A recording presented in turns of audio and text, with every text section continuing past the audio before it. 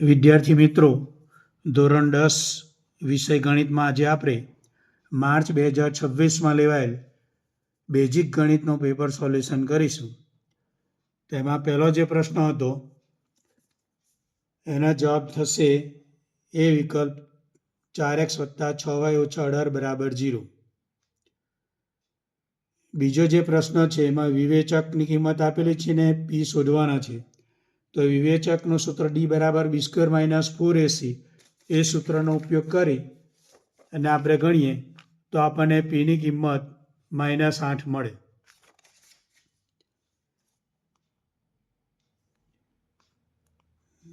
પછી ત્રીજું છે એમાં સમાંતર શ્રેણીમાં ક્રમિક પદો આપણને આપેલા છે અને કેની કિંમત શોધવાની કીધેલી છે.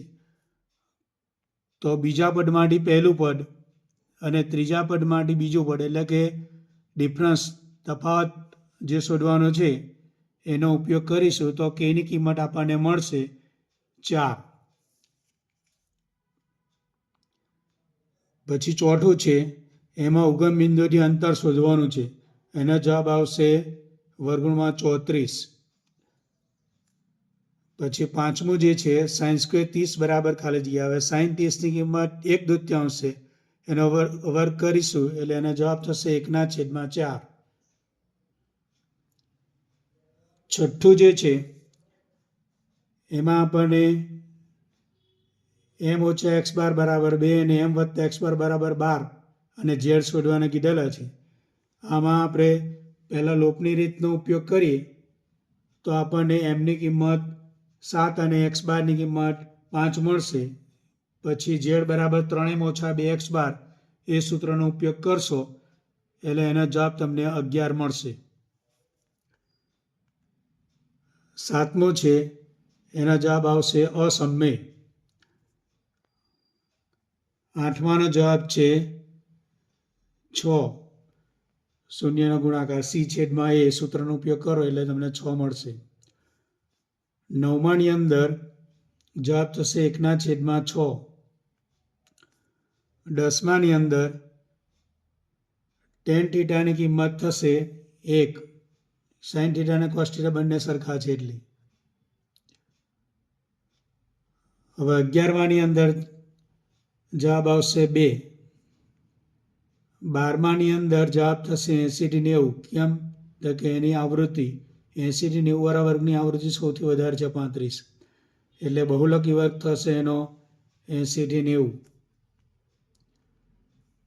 હવે 13મું વિધાન ખરું છે એવી રીતે 14મું વિધાન એ ખોટું છે. 15મું વિધાન એ ખોટું છે. 16મું વિધાન એ ખરું છે. 17મું વિધાન એમાં આપણે 50 ધન પૂર્ણાંકોનો સરવાળો શોધવાનો કીધેલો છે.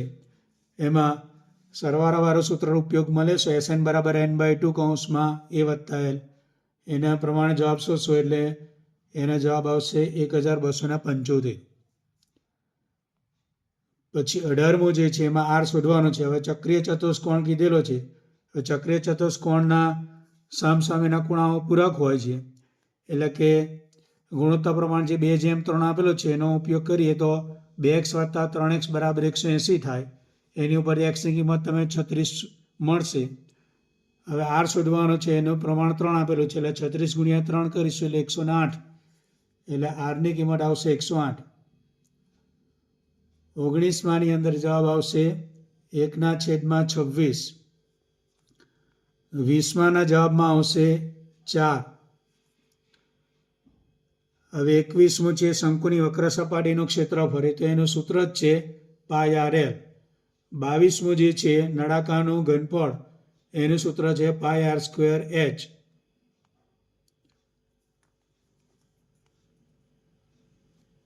હવે 23માની અંદર વર્તુળનો પરિઘ અને વર્તુળનો વ્યાસ એ બેનો ગુણોત્તર પૂછ્યો છે. હવે એમાં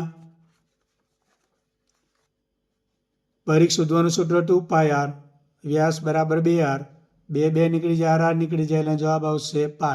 23માનો જવાબ થશે π. એવી જે 24મું જે છે લઘુવૃત્તાંશનું ક્ષેત્રફળ છેદમાં વર્તુળનું ક્ષેત્રફળ. તો લઘુવૃત્તાંશનું ક્ષેત્રફળનું સૂત્ર છે પાય આર સ્ક્વેર થીટા છેદમાં 360. હવે છેદની અંદર વર્તુળનું ક્ષેત્રફળ પાય આર સ્ક્વેર. હવે પાય આર સ્ક્વેર નીકળી જાય એટલે એનો જવાબ થશે થીટા છેદમાં 360. જે લોકોએ હજુ સુધી ચેનલને સબસ્ક્રાઈબ ના કરી હોય ચેનલને સબસ્ક્રાઈબ કરજો, વિડીયોને લાઈક અને શેર કરજો. અસ્તુ.